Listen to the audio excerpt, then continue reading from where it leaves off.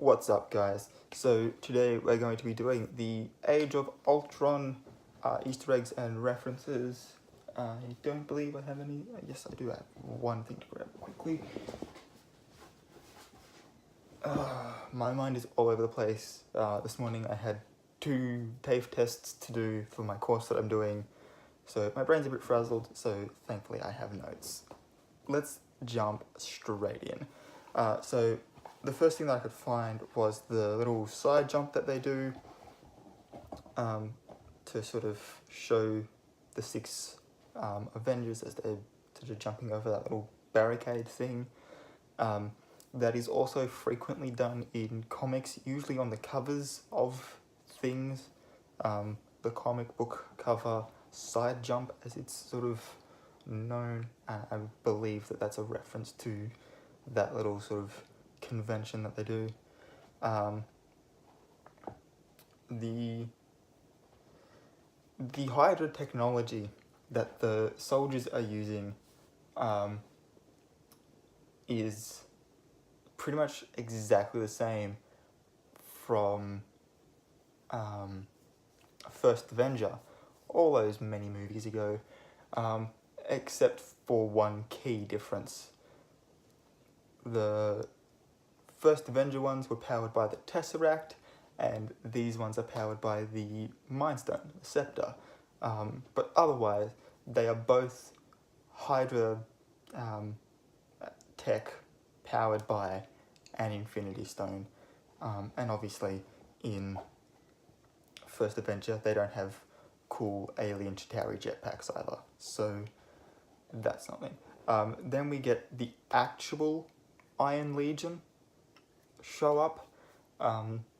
They sort of showed up in, or at least the idea of them showed up in Iron Man 3, where he had all the suits, and then they sort of blew themselves up. But these ones are actual drones. We then get, throughout the movie, Hawkeye and the twins have some weird sort of connection,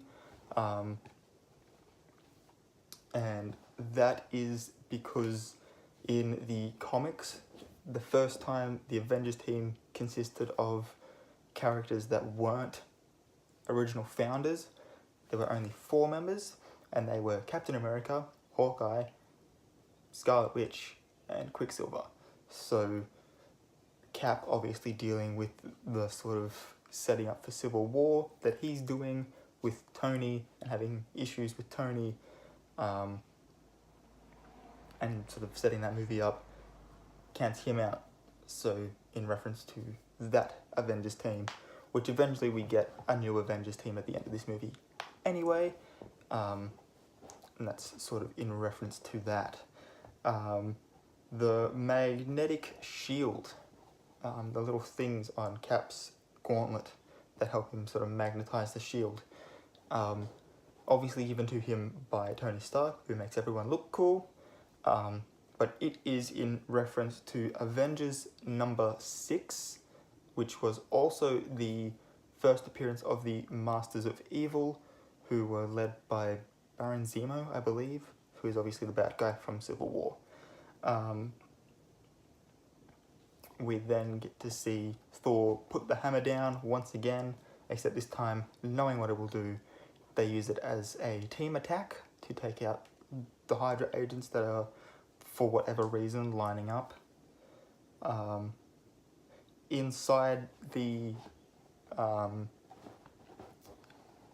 secret sort of room, I guess, in the castle, Tony comes across a Chitauri Leviathan. Leviathan is also a, I think they were Russian undercover group similar to Hydra, and they can be seen in Agent Carter in the TV show. We then get a little foresight for Infinity War, where undoubtedly at least one hero is going to die.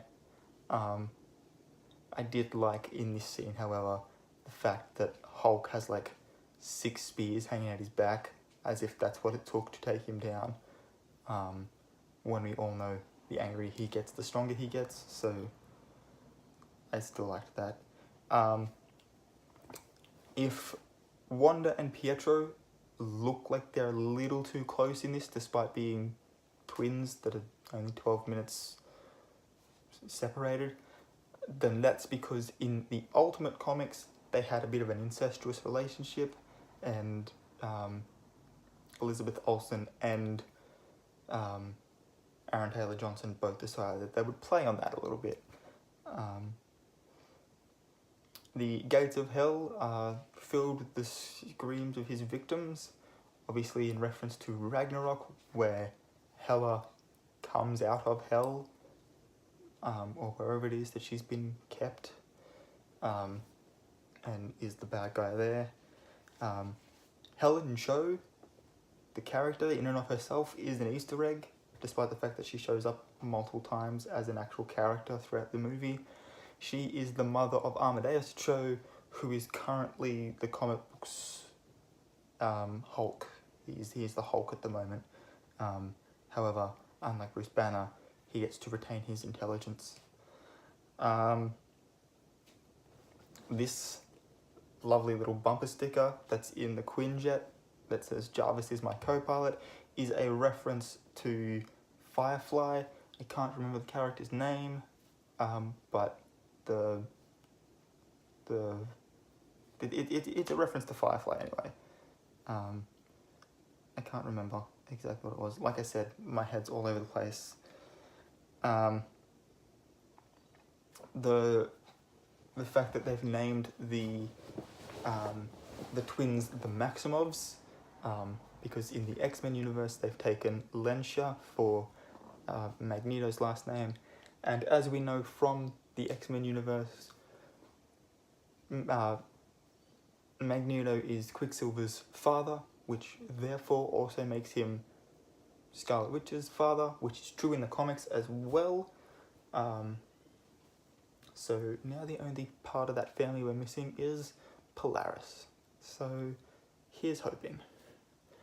The Veronica suit, the Hulkbuster with the nickname Veronica, was Archie comics reference. If you've seen Riverdale, you know that Archie's two main girls are Veronica and Betty.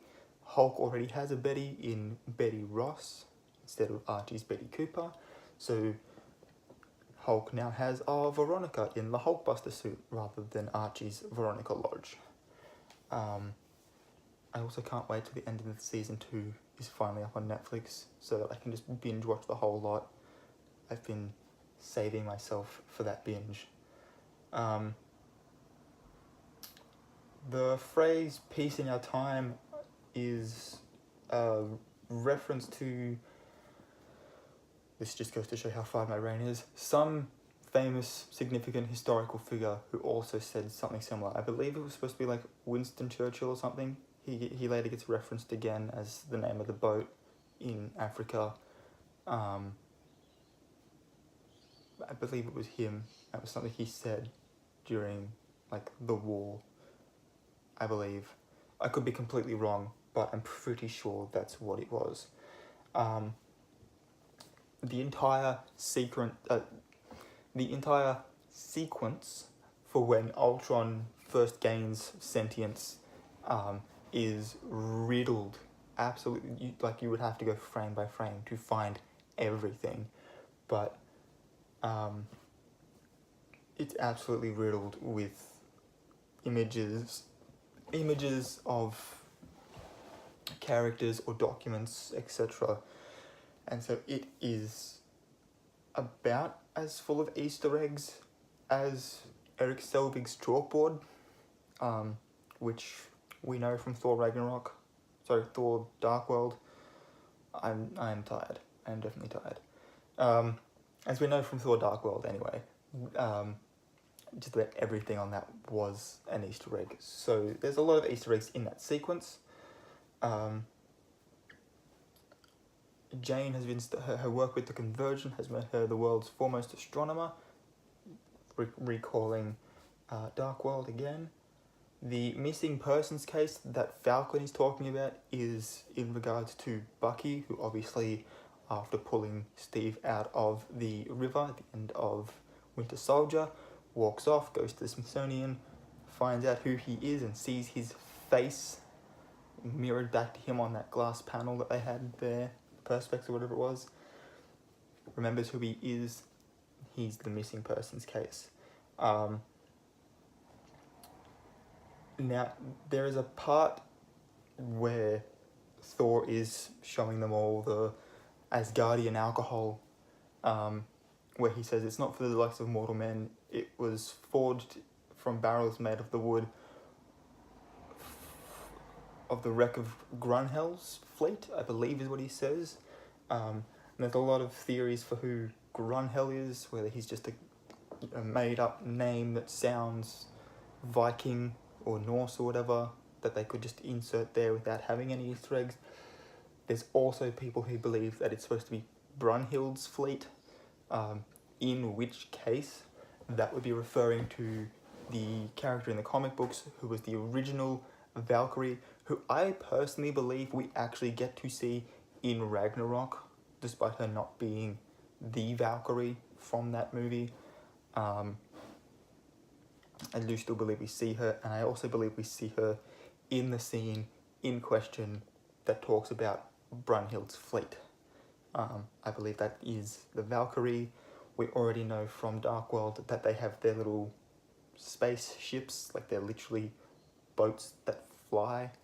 And so they could be the wrecks that they're talking about. Like maybe they brought some of them in, and some Einherjar went with and under the leadership of Brunhild to fight Hela the first time, and then when only Tessa Thompkins' Valkyrie was left alive, they just took the wrecked wood, made barrels out of it, and used it to mature some alcohol, which apparently 3 drops of can have.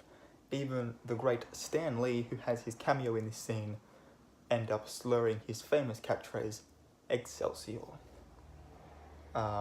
The bit where Captain America tells Hulk that no one's breaking any bylaws is also a reference to the comics, wherein the Avengers, when they originally, the first 5 originally sit down to establish themselves as a team, create some guidelines for how an Avengers team is to behave and interact with one another, and they end up becoming the Avengers bylaws. So the fact that no one's breaking any bylaws by flirting like this obviously is well within the allowance of how an Avenger can treat a fellow Avenger. The bit where Cap can almost lift the hammer, he actually, there's a theory where he actually can, and part of this theory has the fact that of all the Avengers that they could have chosen, they picked Steve to be the one that Loki transforms into in Dark World, to sort of lay a bit of an Easter egg of like, ooh, there's some relationship between these guys. And also the fact that him and Hulk are both missing from Civil War because of Ragnarok, obviously. But had they been there, I think Hulk would have been Team Tony. Despite the fact that that's for the government, I believe that would have been because they're science bros. He's now like, okay, well, not only am I the Hulk, but I created a murder bot last time. Yeah, I need to be put in check, obviously. I do feel like he would have made the case that if he signs the Accords, the army needs to stop chasing him, because obviously then, you know, they'll technically have him. As long as they don't experiment on him, he'll be fine. And that Thor would have been like, well, I've got to keep 8 other realms in check. You know, if I need to do something and it's for the peace of another realm, but it happens to be on Midgard, I need to just be able to do it. So therefore he would have been anti-registration. And that's my theory for that. And that's, I feel like that's, the other part too is that Cap in the comics, I believe at one time, was able to wield Mjolnir. When Black Widow says that's not a question she needs answered, that's because the comic book that came out sort of just before the movie had Black Widow wielding Mjolnir. So if you were an actual comic fan, you would have already known the answer to that going into the movie when that scene came up. Everyone's trying, and you're like, oh, but she can, because she just did. The bit about Thor's fingerprints, obviously therefore in Tony's mind, anyone with Thor's fingerprints could wield the hammer, including a clone. Which obviously in the comics, the clone of Thor is also called Ragnarok. And he is responsible for the death of one of the heroes in, I can't remember if it was the original Civil War or the newer one, but Ragnarok actually killed one of the other heroes on the opposing team in one of the Civil War comic books.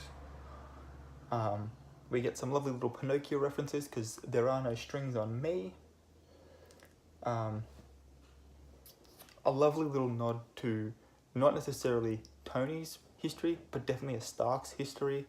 When Ultron attacks the first time in Avengers Tower, with sort of the remnants of the Iron Legion, Tony grabs a fondue fork to attack and fix the first suit that he sort of has there. And that is a lovely reference to when Howard Stark asked if Peggy Carter wanted to stop off in Lucerne for a late night fondue. Later on, after that scene, Thor comes in, understandably very upset with Tony, and picks him up by the throat, effectively choking him. And this is the 5th time that he gets choked. He gets choked again later when someone picks him up by the throat again. So I'm going to run you through the 6 times that Tony gets choked, up to and including Age of Ultron. So we've got, in the first one, Obadiah Stane does it to him when he picks him up in the Iron Man suit. And then obviously to get out of it, Tony lets off his flares.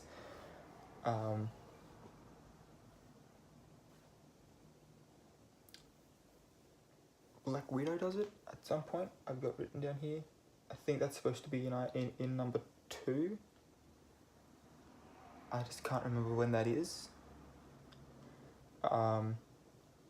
Loki does it in the Avengers before he throws him out the window. Killian does it in Iron Man 3, so he gets choked in all of his solo movies and then in the team-up movies as well. Thor does it here, and then Ultron does it later on in the fight scene. When Ultron first introduces himself to the twins, he's wearing a red cape thing, curtain, or whatever you want to call it, in reference to his first appearance in the comics as the Crimson Cowl.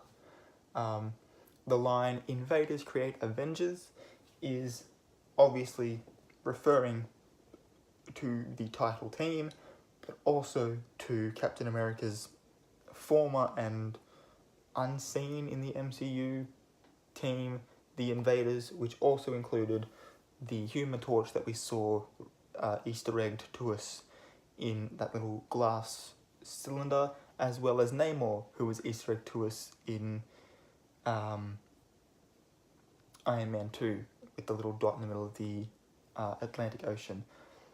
My question would be, if that team didn't exist, how would they know where Atlantis is?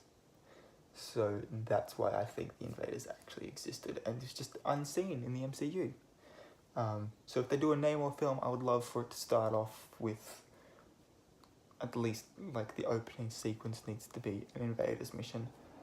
That would be lovely for me. We then get, we then find out that Claw stole some stuff and was branded by the Wakandans. They then go to Africa, which had a lot of people thinking, hang on, have they just gone to Wakanda, despite the fact that Wakanda's, like, hidden from the rest of the world? They're actually in South Africa, and that boat is the HMAS Churchill, as they said before. We get to see the stolen vibranium, which is obviously then shown again in Black Panther in the exact same form. Claw's arm is then cut off, not only to prepare for the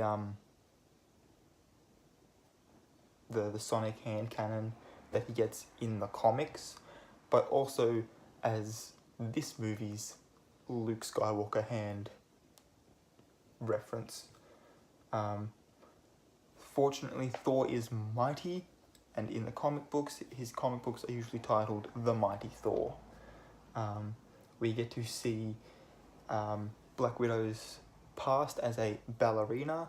I believe in the comics she was always a spy, but just had memories of being a ballerina implanted in her head, sort of like a sleeper agent, and therefore she would be able to go around with the ballet, and that's where she would then, take out her missions before being put back into her daydream of being a ballerina. The blonde-haired old lady in Black Widow's flashbacks is referred to as Madam B, and I don't know about you, but the only other character I could think of from Black Widow's history / mythology that has a last name that starts with B in order to be polite, Madam B, was Black Widow #2, who is actually a villain to her, like this woman is to her, by doing what she's doing to her. And that character is Yelena Belova, who is also a blonde woman. So I think that this is Yelena Belova. And if we really want to go with fan theories, it's been debunked and confirmed that it wasn't, but a lot of people thought that Dottie Underwood from season 2 of Agent Carter was Yelena Belova, just under some other name. And if that fan theory was actually fact, that would mean that after Leviathan sort of fell out, she started up the Red Room, and that's how she was able to train Black Widow. That's my theory, and I'm sticking to it. It makes a lot of sense to me. The Roy Thomas Players is the band that's playing in Captain America's little hallucination that is in reference to comic writer Roy Thomas. I believe he was a writer. And I'm pretty sure he worked on the Age of Ultron story. I could be wrong there, he could have worked on a Captain America one, I'm not entirely sure, but I'm pretty sure he worked on the Age of Ultron one. Cap and Peggy finally get their dance. We've only been waiting for that for the last 6 movies. And for a split second in Thor's hallucination foresight thing, we get to see 3 characters sort of lurking in some archways, wearing some weird masks. The first one is wearing the mask of a wolf, like a wolf face on it. The second one is wearing a ram face, and the last one is wearing the face of a hart or a deer. And this is a reference to the lawyer firm that's run by demons from Joss Whedon's Angel series that was a spin-off of Buffy the Vampire Slayer, which was called Wolfram and Hart.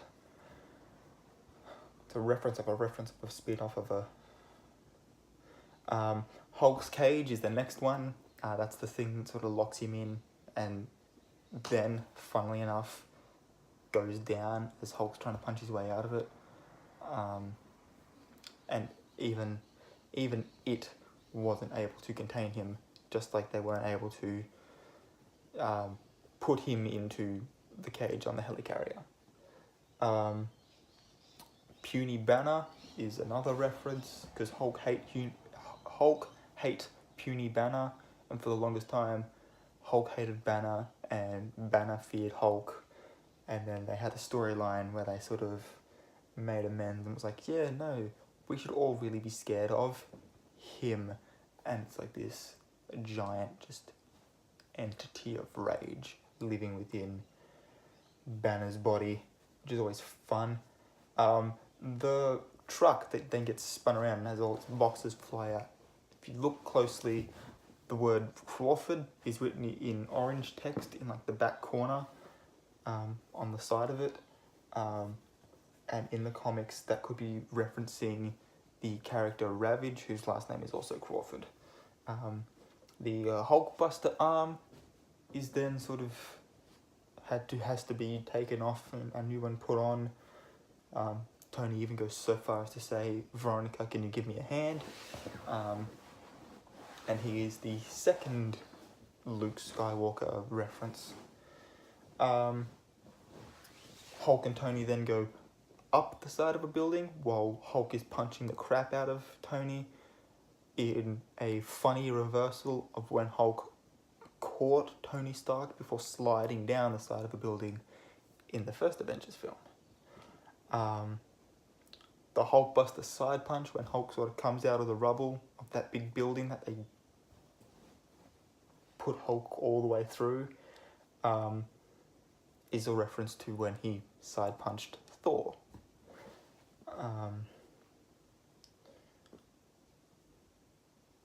The Red Room we've already sort of talked about.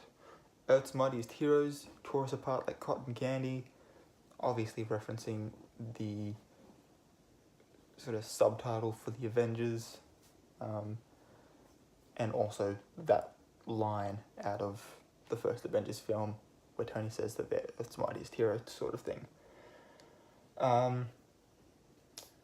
We've already talked about the Tony Stark versus Steve Rogers bits that go on throughout this movie. It's particularly prevalent in the scene where they're discussing whether or not they should create Vision.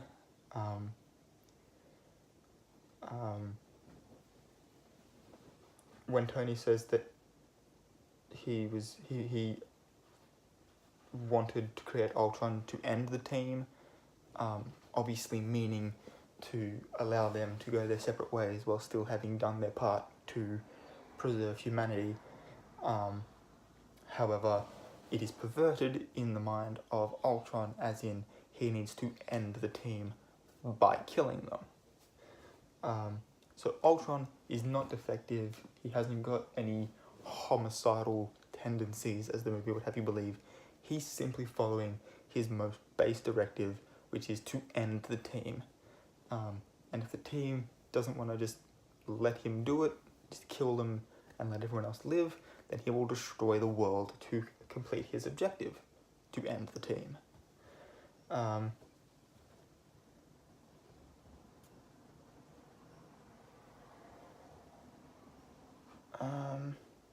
There is a reference here to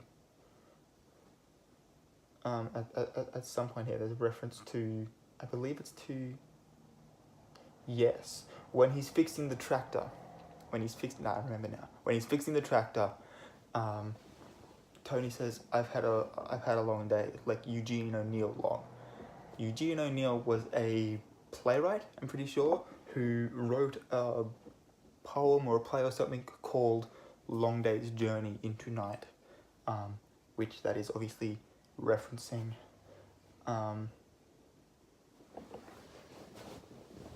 There is then the Ragnarok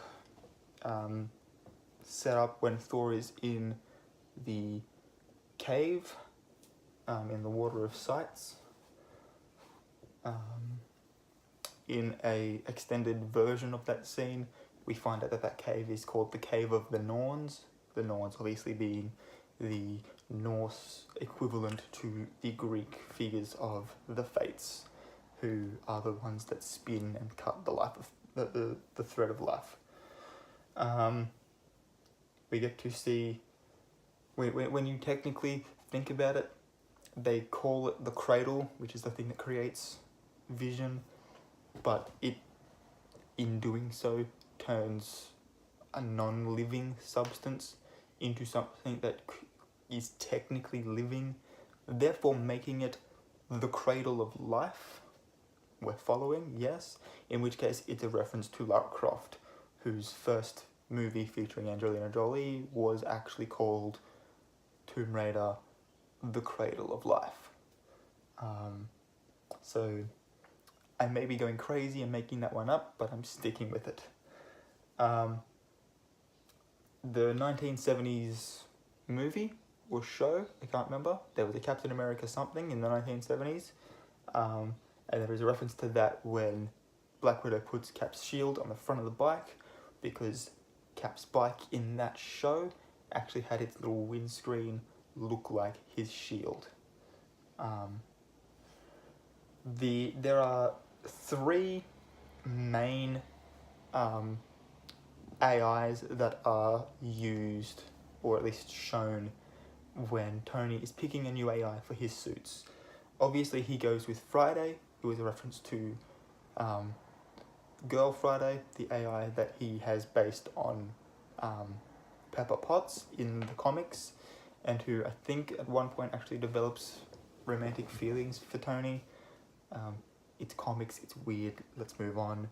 The second one is, a lot of people saw Jocasta. In the comics, she is the bride of Ultron, who, just like Vision, who is also in the comics created by Ultron, turns against him and joins the Avengers, which is poetic because he originally turned on his creator, so then they turn on their creator. It goes in circles. And then the last one that a lot of people were sort of excited about was Tadashi, who is obviously the more attractive older brother in Big Hero 6, who a lot of people think is still alive. Is that a spoiler? I don't know. I'm kind of hoping it is, because that would make him Disney's version of Sunfire. I'll get into that in another video. I'll explain myself there. There is a nod to Wolverine with the thing that Hawkeye uses to fire 3 arrows at once, because when he's holding just it in his hands, it looks like he has Wolverine's claws. And so thus far, he is the closest thing we're going to get to Wolverine, until the Fox Disney deal is set in stone and the X-Men come in. There is a reference back to the first Avengers movie where they had that one particular female character who isn't ever really name dropped, who peers out at the action in horror from a cafe, and who obviously also appears in other spaces before and after that particular shot as well. In Avengers, that character is Beth, and she is a waitress.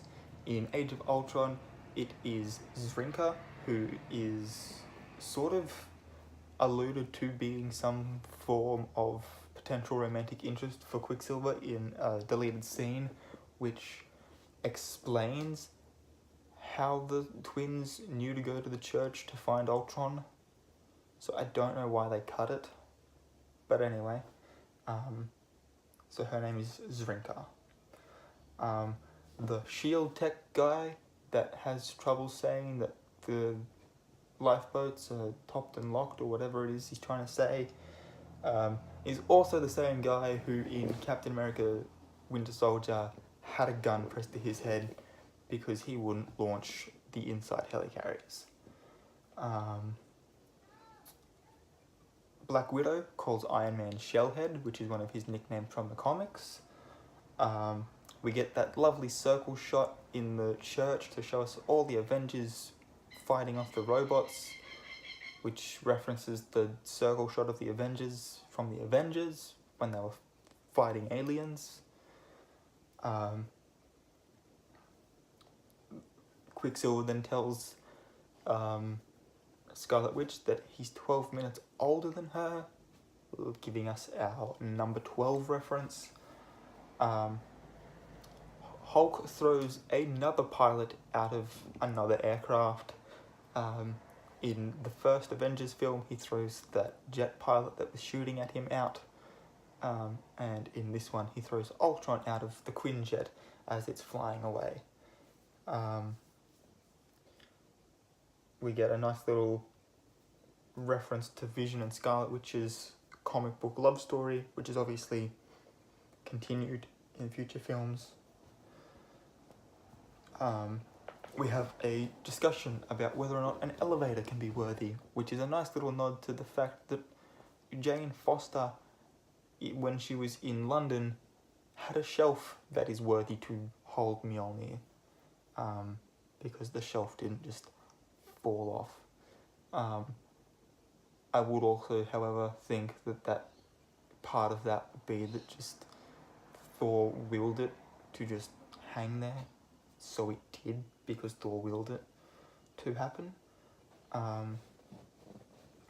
Captain America's face when Thor says that it is the fourth Infinity Stone to show itself in recent years is understandable, because to his knowledge, in universe, if we take him as an actual person experiencing these things firsthand, he has experienced the Tesseract twice, the Mind Stone once, and he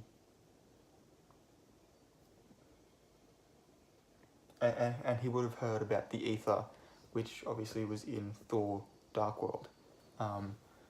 So he would have heard about that. Wouldn't have been his issue because he's Captain America, not Captain Britain.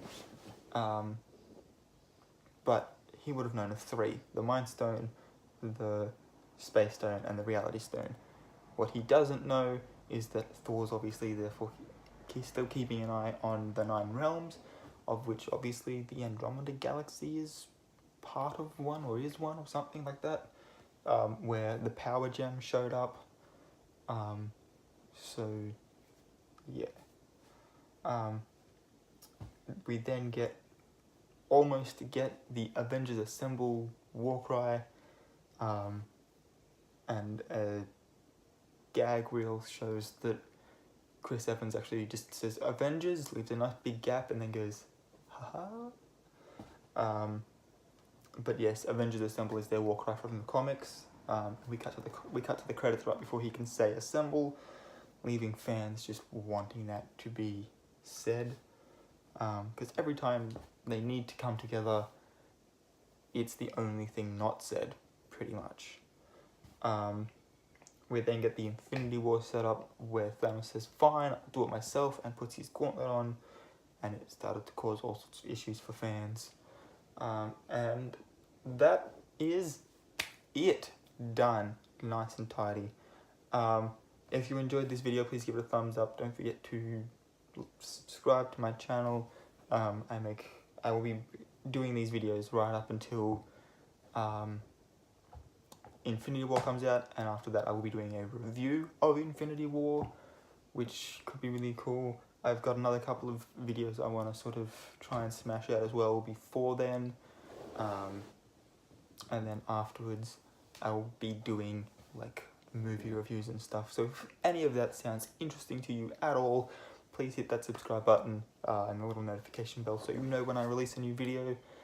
Leave me a comment down below if I missed anything, or if there's something you think I need to explain a bit better. And if it's something you think I need to explain a bit better, I'll do another video on that for you. And yeah, until next time guys, keep raising hell.